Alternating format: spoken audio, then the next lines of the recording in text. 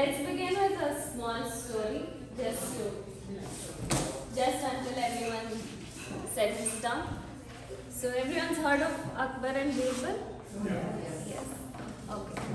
So there was a gathering, and Akbar asked the question, what gives you the most contentment in life? Okay, so one person answered, I feel very content when I have a scrumptious meal, like I have a whole spread in front of me. Another person said, when I dress up and wear a lot of ornaments, I feel really happy and content.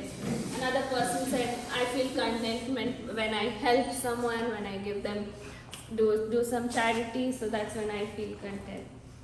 And all this time, Akbar was like, yeah, very good to each one of them.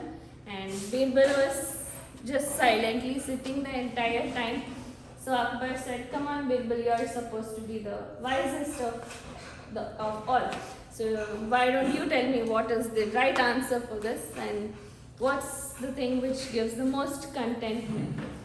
So Birbal said, when I get up in the morning and past my bowel motions are complete, that's when I'm the most content.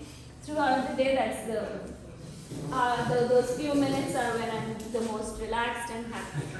And everyone just laughed loudly, and Birbal got offended. He's like, okay, I'm the wisest and people are laughing at me, this never happens. They don't understand what I'm saying. So he decided that he's gonna take revenge for everyone laughing at him, including Akbar was laughing at him.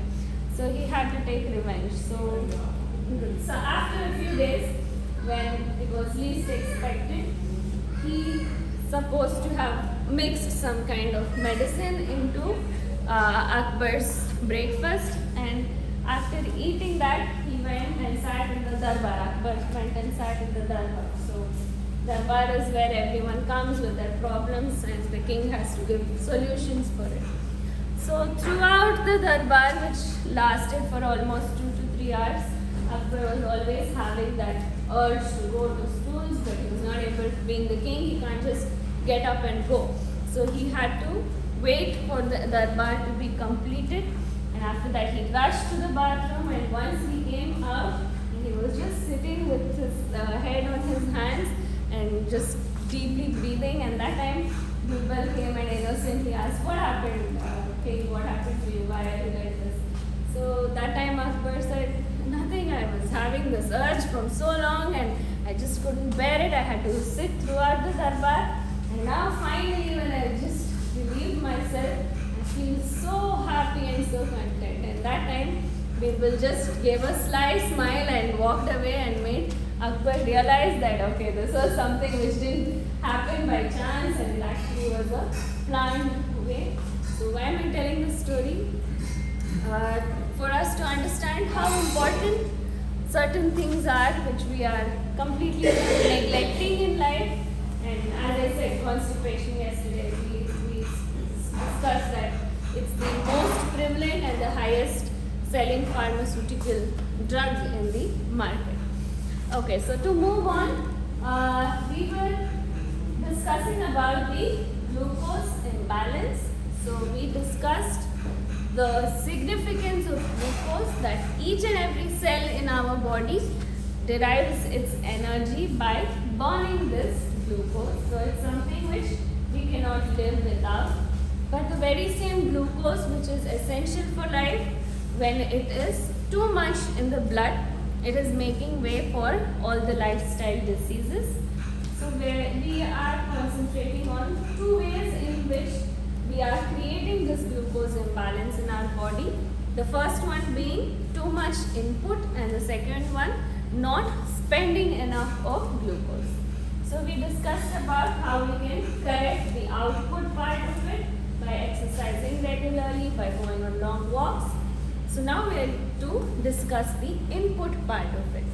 So let's throw some light on what it is that we are going on feeding into our body. So what do you start your day with usually? Not today, other days.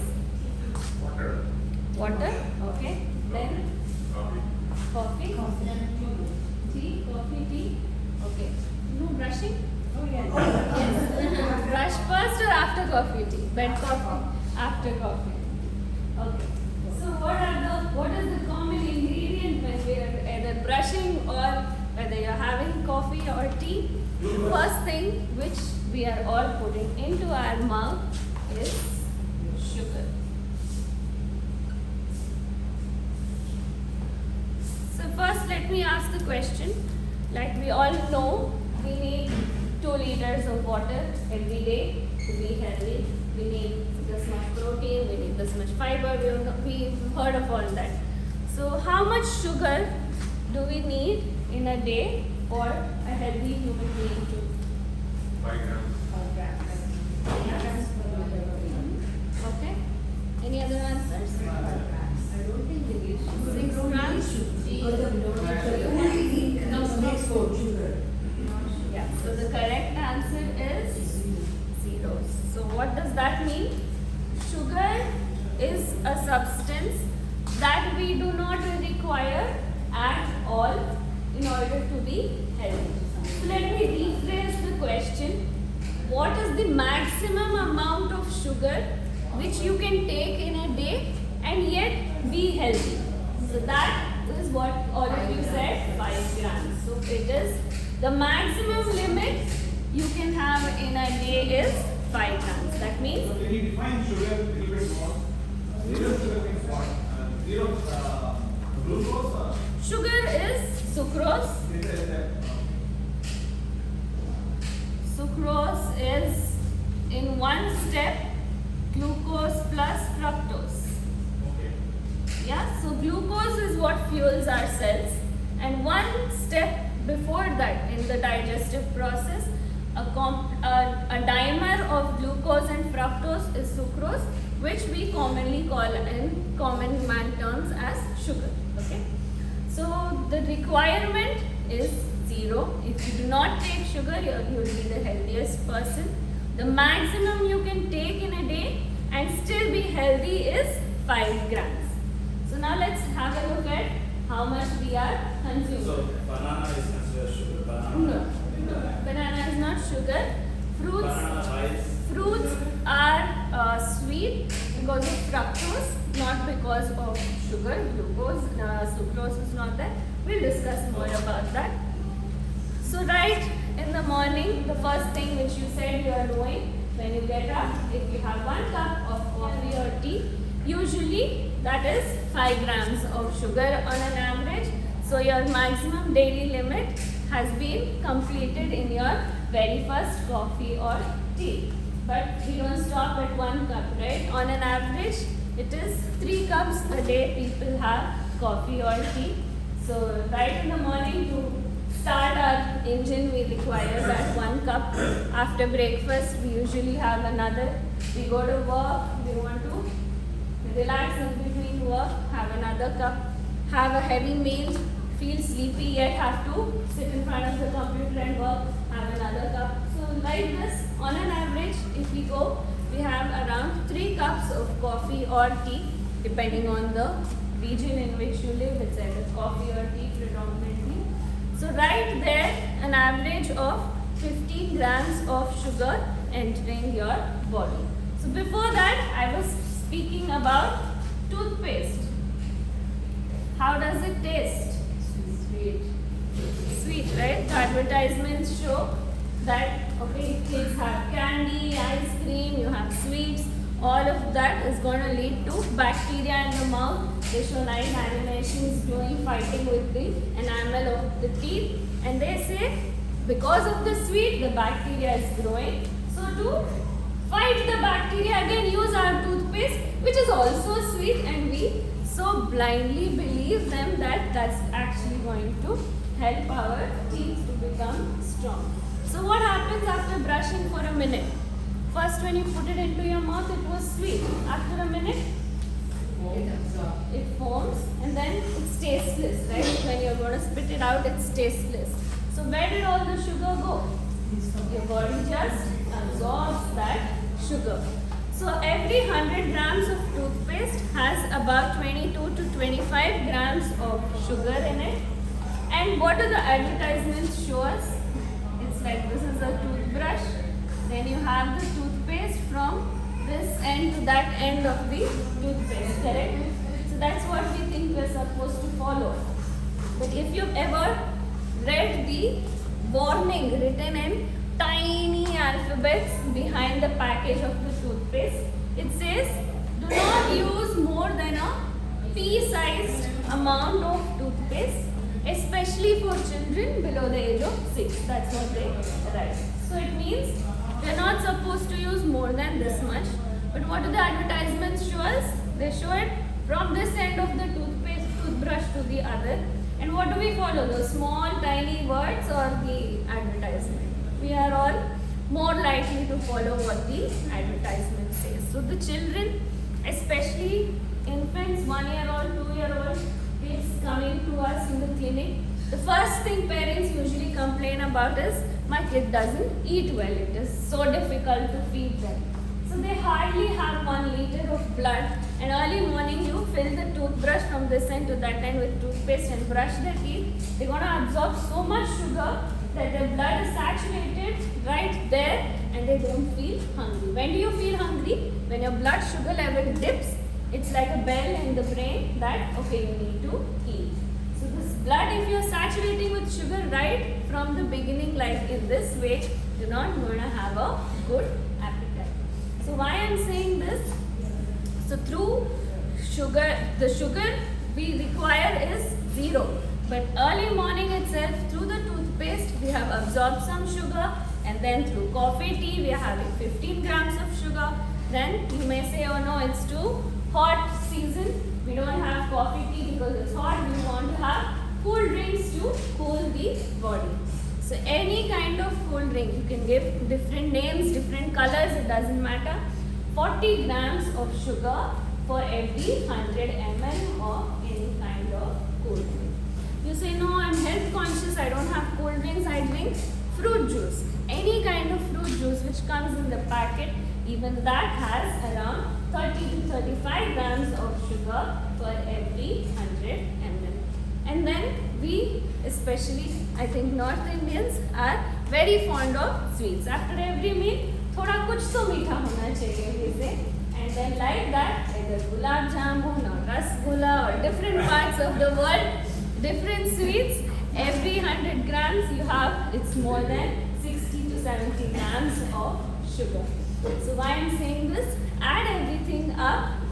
On an average, we are consuming 100 to 150 grams of sugar, not one day, not 2 days, every single day of your life. How much did you need? 0. Okay, not 5. What was the maximum you could take? 5. And how much are we taking? 150 grams. So it's almost 20 to 30 times more than the upper limit. So imagine what the question actually should be. It's not why are 25% of the population having diabetes or 40% of the population having hypertension. It should be, in spite of taking so much, how are the remaining people not yet sick? That should actually be the question we are asking. So what happens? We are used to this kind of habits. Every day, twice, thrice, we are having coffee, tea. We start developing gastric issues. So when we go to the doctor, we ask them, so I'm having gastric issues, what do I do? So the doctor tells you, if you have coffee or tea on empty stomach, it's going to cause gastric irritation. So why don't you eat something first and then have your coffee and tea, then you're not going to have so much of a gastric issue. So hearing that, we try to find shortcuts. We're not having the patience to first prepare breakfast, eat it, and then go with our coffee or tea. We want it as soon as we get up in the morning. So we find shortcuts. We go to the bakery, buy some biscuits, rusk, different kinds of bakery products, keep it with us. And then there is a nice habit. Instead of eating the biscuit and then drinking the tea, just dunk it into it and then eat it. So what are all these bakery products made of? Any bakery product. Again, you have sugar, which is around 30 to 40 grams in it. And then you have maida. And you have dalda or lard. So these are the three main ingredients. We already spoke about sugar. Now let's have a look at what this maida, or probably it's called all-purpose flour here. Yeah, processed flour. What is it made of? What are its constituents?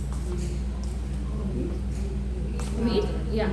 Okay. So yeah. So we don't like the little amount of fiber or brownness which is there in wheat flour.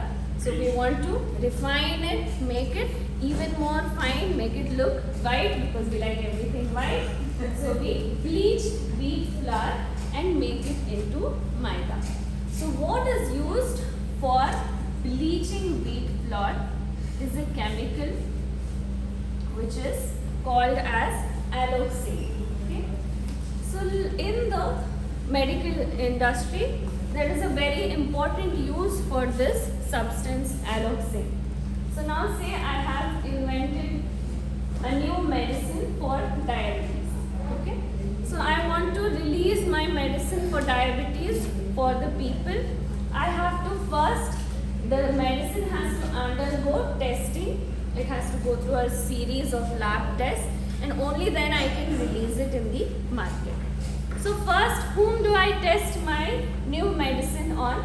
It is usually tested on animals in the labs. So first on mice, then on rats, then on dogs, monkeys, rabbits, different animals on which the medicines need to be tested. So now if I want to see how effective my medicine is for diabetes, I need to find diabetic rats, diabetic rabbits, diabetes dogs, diabetic monkeys, correct? So where do I find these animals which are diabetic? I won't. So what do? We go find the healthy animals, bring them to the lab, and we give them an injection of this very same substance called as alloxane, and within 1 week these animals will become diabetic. And then I can test my drug and see how effective it is. So imagine the very same substance which is used in the laboratories to induce diabetes in these lab animals, we are using the same substance to bleach our wheat flour and make it into maida.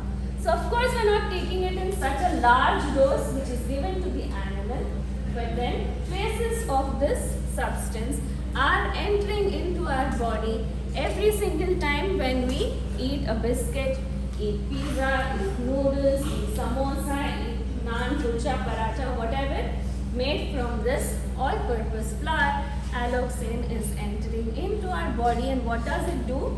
It goes and destroys the beta cells of the pancreas. So yesterday in the digestive system, we discussed about the pancreas, which is the organ which secretes insulin, which is required for pushing in the glucose into the cells so that it can be burnt and utilized.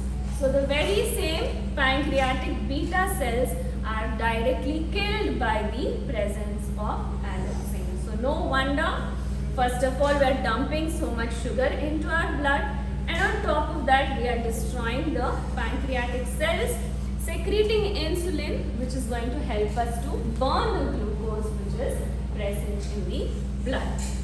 So this is the secret behind maida, I can say, as to how we are preparing this maida. So when one lady came to our clinic with her son who was 3 years old, who had stones in his gallbladder. Okay? So the thing is, if you have kidney stones, they do laser treatment and break down these stones. But when you have stones in the gallbladder, you can't do anything, you have to remove the entire gallbladder. So that 3-year-old kid, the mother brought him saying he has stones in the gallbladder. I want to avoid surgery, so do something, give some medicine. I've heard that homeopathy is good for this, so why don't you treat him? So we said, okay, we'll treat him. We can give medicine to dissolve the existing stones, but you need to make some changes in the diet to ensure that they don't form again. So we told her no rice, no wheat, no milk, no sugar, and we sent her, giving her all the literature.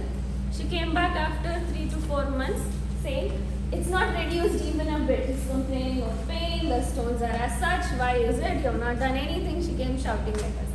So we said, okay, what have you been giving him? So she said, see, not even one day I gave him wheat chapati at home. I'm making separately for him. I'm giving him only maida chapati, no wheat chapati. So imagine this is the level to which we are unaware of what is going into our mouth. Yeah, she was the extreme. She didn't know that maida is made from wheat. But we are also equally blind because we don't know that such a harmful substance is being used to bleach the wheat flour into maida. So similarly, as we are unaware of this, we are also unaware of the fact that the two other main things which we are putting into our mouths day in and day out, 365 days of the year, 3 times or 4 times a day, the two substances all over the world in different forms which are considered as our main staple grains, the staple food are rice and wheat. And scientifically, if you look at these two substances, they were not meant to be human food at all. We are equally unaware of this fact. So you can ask me, why is it that rice and wheat you're saying are not meant to be human food? So the reason is that they are lacking in a very important thing, which is fiber, because rice and wheat do not have this fiber. All the carbohydrate which is in them gets converted to glucose very quickly, and all the glucose gets dumped into our blood with a sudden rush of glucose, the glucose levels spiking in our blood, causing the glucose imbalance. So the main topic which we are discussing is glucose imbalance, and we are going to discuss what happens as a result of this glucose imbalance. We'll come back to this a little more after we understand what happens each time we are flushing our blood with glucose by consuming sugar, by eating rice, by eating wheat. The glucose level suddenly spikes in our blood, and that in turn triggers so many chain reactions in our body, while the body tries to maintain or bring down the glucose levels in the blood. Yes. So I see many of the diabetic patients who are habituated to eating rice, they think that eating roti is better than rice. Eating rotis. Yeah. Yeah. Compared to these two, so in rice, if you are eating red rice, brown rice, unpolished rice, it has 0.2% of fiber. But in the form which we usually eat it, the polished white rice, it is 0. So originally wheat used to have 1.2% of fiber. So in that sense, you can say wheat has a little more fiber than rice. But the flour which we usually get in the market, now all the wheat is hybridized. So they have increased the protein content in it, reduced the fiber even further. And if you're bleaching it to make it into atta or maida, it's also equivalent to 0. Okay. So that doesn't really make sense to stop rice and eat wheat. So it's not, it makes a difference in the sense that the portion size gets controlled, because you feel full with 1 cup of rice if you're eating. You may feel full with 2 chapatis, which would be in terms of the grams a little less. So in that way you might get a little better result when you're eating chapati instead of rice, but otherwise doesn't really make sense. Okay? So now what happens to all this excess glucose in our blood? So as I said yesterday, blood is a circulatory fluid. Its entire purpose is to keep moving around freely throughout the body so that it can deliver and pick up goods and distribute it through our system. So for that, how does blood need to be? It needs to flow easily through your blood vessels. So it needs to be like water, correct? It has to be thin, being able to flow freely. But what are we doing? We are dumping glucose again and again and again into the blood. So now the blood is becoming thick like jamun syrup, correct? How do we make jamun syrup? Heat the water a little, add sugar, keep mixing. The water which was thin now starts becoming thick and like a syrup. So the same thing is happening inside our blood. The blood which should have been flowing freely like water in the blood vessels is now becoming thicker and thicker like a syrup. So the body has to do something or the other to reduce the glucose in the blood so that the blood becomes thin again and can flow. So there are a lot of backup mechanisms which the body tries to do to reduce the glucose in the blood. So the first thing is it sends the excess glucose into our liver. So the liver is like the chemistry lab inside our body where majority of the metabolic activities take place. So all the excess glucose is sent to the liver and the liver makes it into a compact substance which is called as glycogen. So now suppose you have an office table where you work and there are like 40-50 papers which are lying on the table. So you find it difficult to work. So what do? Collect all those papers, make it into a file and keep it on one side. So the same thing is happening in the body. Glucose running around in the blood is a disturbance. It hinders the flow of the blood. So the liver is going to collect all that extra glucose, make it into a compact form, convert it into glycogen. But then after a few months, what happens? Now you have 50-60 files which are lying on your table. The papers were collected and made into files, but now all the files are lying on the table. So what do you do next? You collect all those files, put them into a box and then take that box and put it into a shelf somewhere else so that now you have a clear working space. So like that, similarly, the glycogen then starts accumulating in the liver. So the liver next converts all this glycogen into another substance which we call as fat. So now what happens to this fat? We have to send it somewhere far away to store it. So the fat is then sent to the subcutaneous tissue. Just below your skin, we have a layer where you can store the unnecessary. What you don't want, you can go and put it there. It's like a storage facility. So the excess glucose converted to glycogen, extra glycogen converted to fat, and fat is sent and gets deposited under our skin, and then it results in one of the first lifestyle disease which we spoke about, which we know as obesity. 40% of the population having obesity. Earlier it was only in women, now it has become equal in men, and now it's become equal even in children. Imagine, children are the ones who should be active, running around, playing, but now they are also having obesity. Obesity leading to laziness, laziness again leading to obesity. It's a vicious cycle. So now we got our first lifestyle disease which we were discussing. Another form of fat which the liver can convert it into, the glycogen can be converted to cholesterol. It's also another type of fat, but this fat, instead of getting deposited under the skin in the subcutaneous tissues, it goes and gets deposited inside the blood vessels. So now there was a road in which the blood should flow.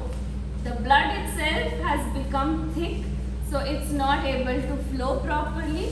Along with that, we have nice deposits of cholesterol inside the blood vessels, which are further slowing down the flow of blood. So now what has happened? Inside the blood vessels, the blood is not flowing freely, it is stagnating here and there.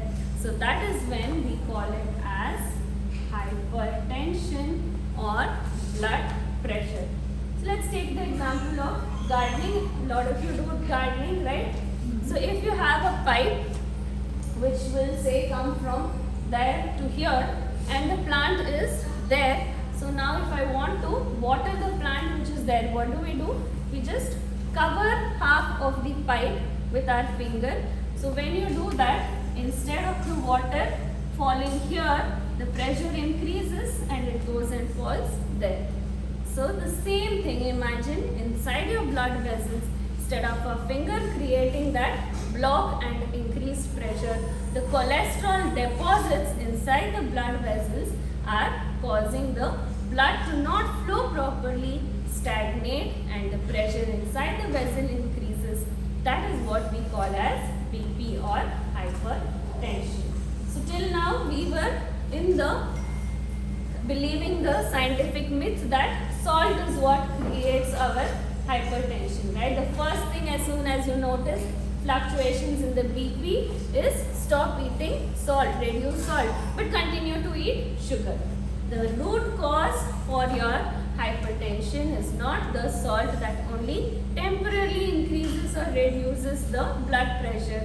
The main cause was the excessive glucose in your blood, which is getting converted to cholesterol, which is getting deposited, which is then leading to hypertension. Yes, your question. In the fat under the skin is a visceral fat. Yeah. Cholesterol, is it triglyceride or HDL or LDL? Different types. Everything together I am calling it as cholesterol. And third question is the calcification is also common in Calcification comes later. So when the cholesterol deposits for a long time, the body tries to make it into an inert substance by depositing calcium over these cholesterol deposits. So that is what is calcification. Okay. So now again, hypertension also 40% of the population on medication for hypertension. So next what happens? Suppose this blood vessel was supplying to my heart. And heart is an organ which has to work non-stop from the time you're born till your death. It has to continuously beat to pump the blood. So now the heart, which has to pump continuously, requires a lot of energy to do its work, right? So where does it get its energy from? By burning glucose. All cells in our body get energy by burning glucose. So who supplies this glucose to the heart? It is the blood vessels which need to bring the blood to the heart. So now the thin vessels which are present around the heart get blocked with cholesterol. So then what happens?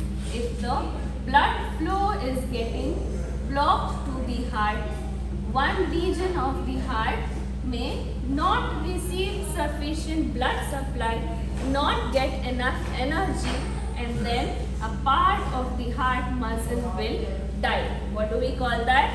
We call it as myocardial infarction, or common people know it as heart attack. So you're seeing that different names of the diseases. You can call it cholesterol, you can call it hypertension, you can call it obesity, or you can call it heart attack.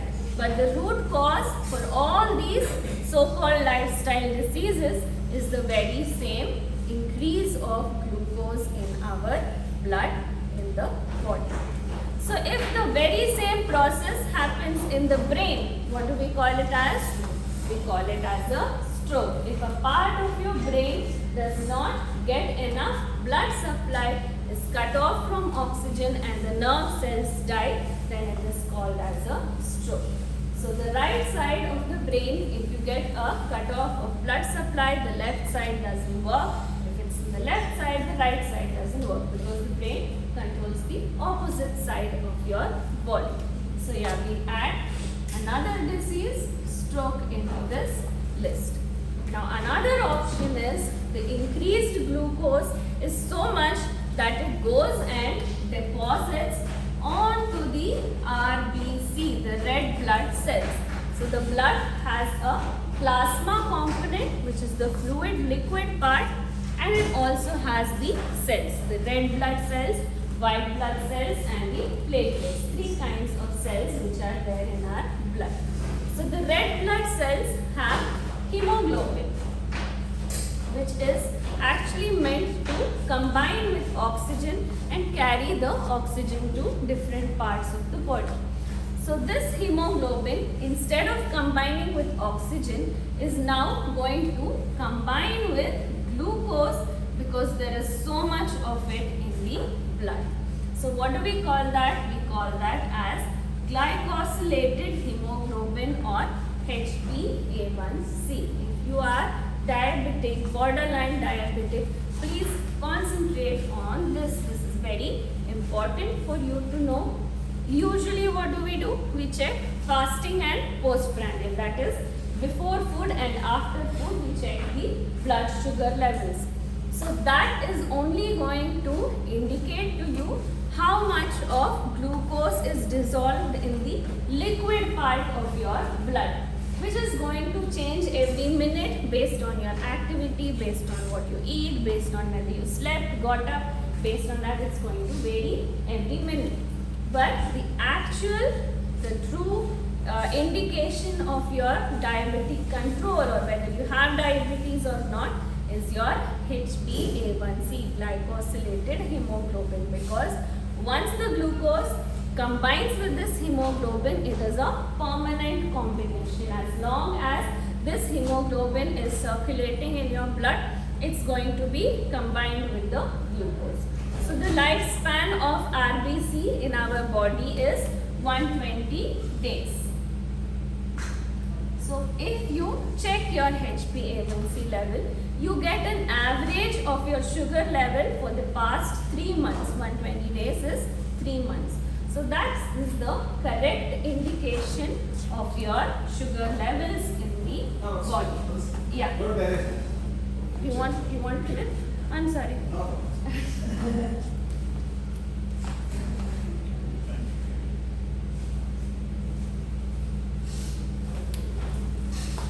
So how much should your HbA1c be? Yeah. So normal levels, So sorry, I mean on the H1. HbA1c. Yes. I think I got a little lost there. So you're saying the RBC converts it into. The RBC has hemoglobin, which is the red pigment of the RBC. So instead of combining with oxygen, the hemoglobin gets fixed with glucose, and that's what is HbA1c. Glycosylated hemoglobin is written in short form as HbA1c. Okay, instead of combining with oxygen, it's combining with Glucose. Correct. Yeah. So ideally, we should not even have that. You should. It will be there to some extent, but not high. So that is what I'm saying now. 6 is the normal. So 5.5 to 6 is the normal range of the HbA1c in our body. When the glucose increases in the blood, the HbA1c starts to increase. So until 7, I can say it is borderline diabetic, or if you have diabetes and your HbA1c is around 7, then it's good control, you can say. 8, yes, fully diabetic. And then when you have HbA1c 9, 10, 12, 14, up to 16 we see HbA1c. So anything above 9 means that the chances of you developing complications of diabetes, like your nerve in the eye can get damaged, which is called as retinopathy, or your kidneys can get damaged, it's called as diabetic nephropathy, or the nerves in the legs can get damaged. Then you start feeling a lot of sensations, tingling in the legs. You don't feel the touch correctly when you're walking. you feel you're walking on sponge or you're walking on water, all that is signs of the nerves in the legs getting damaged, which is called as diabetic neuropathy, or it can lead to diabetic gangrene. That is, if you get hurt, the wound doesn't heal well because of the high sugar levels, then it becomes gangrenous. So all these kinds of complications of having high sugar levels can happen when your HbA1c is above 9. It's more likely to lead into such complications. So what I'm trying to say basically is the names of the diseases are different. You can call it BP, you can call it sugar, you can call it cholesterol, or other kinds of names we can give it. But the basic root cause of all these so-called lifestyle diseases is that there is too much glucose in our blood. Our body is trying to deal with this excessive glucose by converting it into different forms, which in turn leads to different kinds of diseases. So now let's look at the cup as half full rather than half empty. It's a good thing, right, that so many diseases root cause is the same. So now if we correct this one thing, we can reverse or prevent or take care of all these diseases. It's not that we have to do something separate for hypertension, something separate for sugar, something separate for the heart. All these can be taken care of if we just do one thing right, that is make sure that the glucose in our blood is in a balanced form. It is neither too much nor too less. So how do we bring about this glucose balance in our blood? So for that, let us first define what food is. That is what we need to, that's the point where we need to begin. So food needs to give us energy. We eat food to get energy, and we know that through the metabolic activities, glucose is what fuels our cells. So our food needs to be a source of carbohydrate. The staple part, the main part of our food needs to give us glucose for energy. So it needs to be a source of carbohydrate. But how do we want this carbohydrate? We want it to be released into our blood in a very slow manner. It should never suddenly rush into our blood. There needs to be a slow and steady release of glucose into our blood. So what is it that can regulate the glucose coming into our blood? It is fiber being present along with the carbohydrate, which does this work of regulation. It holds the carbohydrate tightly so that you need to work inside the digestive system to pull out that carbohydrate and slowly be able to digest it so that the glucose reaches your blood in a slow and steady fashion. So it is this fiber which is required to hold the carbohydrate so that it doesn't flush our blood with too much of glucose at once. So along with this, there's another very important point, that we want the food which we are eating to be able to clean up our body on a day-to-day basis. So any kind of metabolic activity, there is bound to be some kind of waste which is generated. How much ever we try, we will produce some garbage every day which needs to be taken out. If you're going to keep it inside your body, it's going to accumulate somewhere or the other and create some kind of problems. So it's not like we wait for it to accumulate for 6 months, then go get a detox done. Or once in a week we have a detox drink and think our body is going to get healed. No.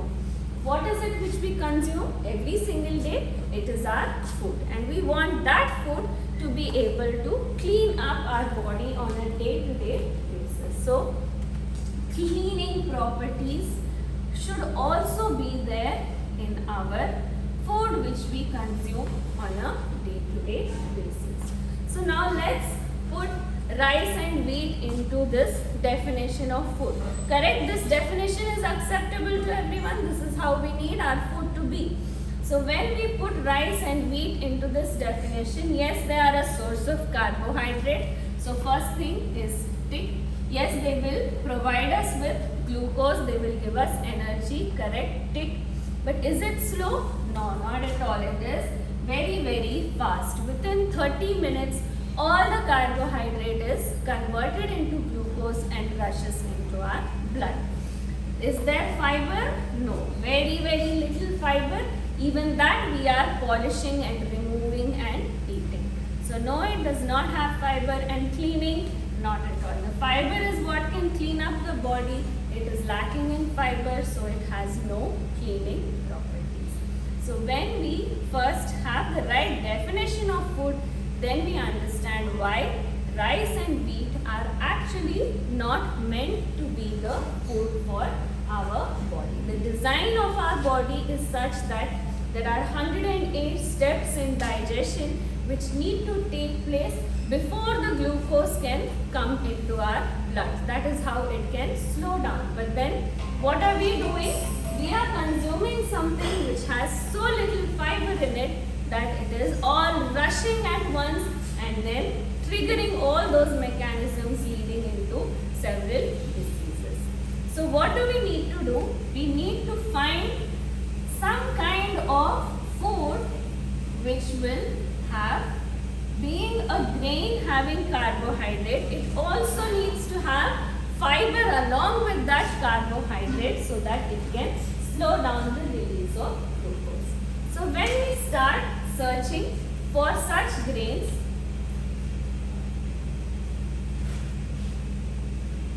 so let me write down here, rice and wheat, fiber percentage 0.2% and 1.2%. This I am saying the best case scenario. That is if you are having red rice, brown rice, or if you are having the traditional wheat which was not modified with, not hybridized, that had 1.2% of fiber. So the time needed for the glucose to reach the blood is around 30 minutes. Half an hour is all that it takes for all the carbohydrate to get converted to glucose and reach your blood. So when we start searching for grains which have more fiber than rice and wheat, what the grains which were still remaining here and there being used by certain populations, we come across ragi, jowar, bajra, oats, quinoa, you can add though chias, quinoa are not actually grains but I've just added them here. You have corn, you have also millet. So many grains which have a fiber percentage of somewhere between 2 to 4%.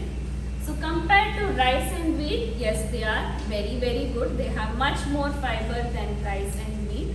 So because of this 2 to 4% of fiber, it takes around 2 hours for the glucose to reach your blood. So relatively much slower. You have more time to process the glucose, and if you are healthy, let's imagine a scenario where all of us are healthy, we don't have any kind of disease, then if we were depending on these grains as our staple food, then we will not get diseases. Understanding? So in a scenario where we are healthy, we don't have any diseases, if we eat these grains, we will not become unhealthy, we can maintain our health. So what do we call these grains? We call them as neutral grains. It's like putting your car on neutral. It will neither go behind nor go forward. So if you have disease and you eat these grains, your disease will neither increase nor will it go away. If you are healthy, you will not get the disease. This is what these grains are capable of. That's why we call them as neutral grains. Understanding? but what is the scenario now? As I said, 40% already have hypertension, 25% are already diabetic, 35% are already having PCOD, thyroid issues. So when we add this 40, 40, 35, 25, 30, what does it mean? It's more than 100, right? So that means each person is not having one disease, each person is having multiple health conditions.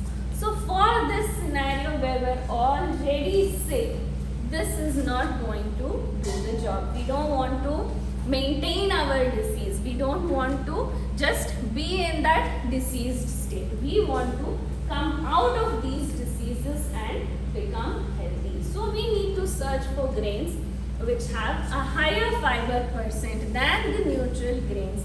And when we go in search of such grains, what we find are the positive grains, because these can reverse your diseases. We call them as positive grains. They have a fiber percentage of 8 to 12.5%. So we call them the positive millets, which are foxtail, little, kodo, barnyard, and brown top. So 5 grains which we were able to bring back, revive, which had a good fiber percentage of 8 to 12.5%, which would slow down the release of glucose to 5 to 6 hours, and the percentage of fiber being good. I'm not saying high, I'm using the word good because that is the ideal amount of fiber which we require. I won't call them high fiber grains because then we have a conception that it is too much fiber. No, it's not too much. This is the right amount of fiber, so I'm calling them the good amount of fiber, not high fiber grains. So these 5 grains having 8 to 12.5% of fiber, that fiber slows down the release of glucose. It comes to your blood step by step, slowly and steadily for an extended time of 5 to 6 hours, so that now your body doesn't suddenly have that spike of glucose which it has to deal with. There's a gradual maintained level of glucose in the blood. So now what happens? Your body is not activating those mechanisms of converting the excess into cholesterol, converting the excess into fat, or creating blocks around the heart. So all that stops happening, and the fiber will now start cleaning up your body. So we spoke about the cleansing properties as well. So this fiber also now goes and starts cleaning up and removing the already deposited toxins, already deposited cholesterol, and slowly and steadily you again regain your health. So it's called as positive grains. So don't get confused because even these are millets. Millets is a broad term which is used to include the neutral grains and the positive grains. So within millets we have a classification of positive millets and neutral grains. Okay. So now with the increase in the popularity of millets, a lot of proso millet is available. I think in America, ragi, jowar, bajra, corn are all available easily. So don't think that millets is only this. There are more better millets which are the positive millets. So be clear between the difference between the two. So if you are healthy, if you have no issues, kids growing up age, they can have these plus these. So now the variety is so much for them. They have more than 10 grains which they can use in rotation to remain healthy. But if you are already in that diseased category, any of these lifestyle diseases which we discussed, you need to stick to the positive grains until you reverse your health conditions. Then you can start adding even the neutral grains as well. Because as I said, we are trying to reverse. We are not trying to maintain diabetes or maintain our blood pressure. We want to reverse them, bring them to the normal levels, be healthy, and at that time you can start including even the neutral grains into your diet. Don't stop using these and only these. Add these into your diet. Clear? Any doubts? Questions? Yes. No, the rice used to be thousands of varieties. What rice was producing is the problem. Wheat is of course genetically modified. Corn is also genetically modified. Yes, unfortunately now in India, with the increase in popularity, millets are also getting modified. They are fortifying proso millet, no, they're fortifying bajra, adding more iron into it, adding this, adding that. So that is humans' interference is too much in everything. That can be done anywhere. But as such, original grain itself, this is what we are speaking about. Okay? Yes.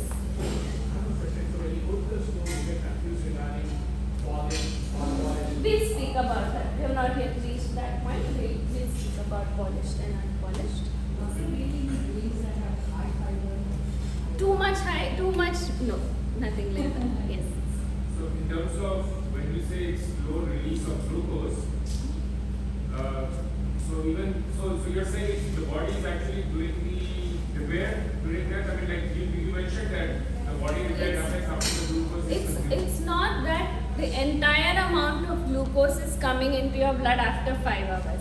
It starts from 30 minutes until 6th hour. It's slowly and steadily, bit by bit, coming into your blood. So we need glucose. So that amount of glucose is coming into your blood where it's not going to create a problem but helps to maintain the energy which you require. So you have a sustained level of energy for a longer time. Cleaning happens because of the fiber. That's a separate issue and this is a separate issue. Yeah. So I think when you say the number of hours, you have up to 2 hours. Yes, up to 5 correct, to 6 hours. correct. It's not After 2 hours, it is for 2 hours until 2 hours. 30 minutes to 20. Correct. Yes. So we used to call metabolic syndrome. So I know obesity, isolation, everything. So it's all the same thing what you talked about. Correct. Falls under that. Correct. The root cause is glucose imbalance. There are additional factors which will add on to it, but that is the root. Hormones and other. Yeah, hormones, stress, all these are additive factors. Yeah, and they will add on to the problem. But if you correct the first root cause, all those will not bother you. So by those who have a problem, I think of this, how long it takes, what the reverse, and what level it is. So it depends on first thing how long you have had the disease. So if you are recently diagnosed with hypertension or with diabetes, the sooner you start, the sooner you will be able to reverse it. To what extent? I mean complete. Reverse means reverse, completely reverse. Okay, and it also depends on your age, of course. So a 30-year-old who has been diagnosed with diabetes recently, it may take just 2 months to reverse. If you are 60 years old and you have just recently been diagnosed, it might take 6 months. Because the healing capacity in the body naturally reduces as you age. So if you're young, your body will recoup much sooner. So it depends on the intensity of the disease. So if someone has HbA1c 8, it's very easy to reverse. If it's 12, it may take a longer time. So we usually put it between 6 months to 2 years to reverse your conditions, these lifestyle diseases. So, in regards to that, is there any problem in our reverse? Is there any numbers or research you have done? Is there any possibility in our reversing any cases of this? It depends on which disease you're talking about. If you're more specific, I can give you more. Let's talk about that. Diabetes, I think 99% we have reversed. There may be 1 or 2 people whose pancreas is damaged to such an extent that we cannot regenerate it and insulin, few units may be required, but I can say 99% for diabetes. Yeah. It depends on the type of diabetes. No. Even brain Alzheimer's is now spotted as a diabetes 3 or 4. No, not really. Even type 1 diabetes, we have had children who are on 30 units of insulin. Now for the last 2 years, no insulin at all. So type 1, type 2, yes, type 1 is a little more difficult than type 2, but it's not impossible even in type 1. I have a question. Yes. You said it takes only like 120 days. 120 days for, RBC. yes, To recycle a full. the blood cells. Yeah. Yes. So if it takes only 120 days, Mhm. why should it take 2 years to revolve the habits? It depends on how much you had, no? It's not that all your red blood cells are disappearing at once. Constantly some are coming in, some are getting removed. Some are coming in, some are getting removed. So within 3 months you will see a reduction.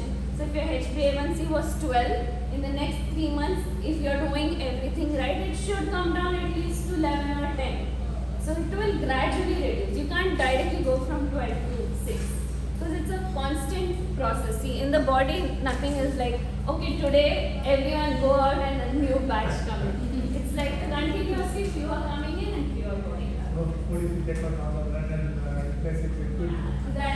That's the problem when I'm speaking to engineers. I think biology does, I'm just asking a question. yeah, biology does not work like that.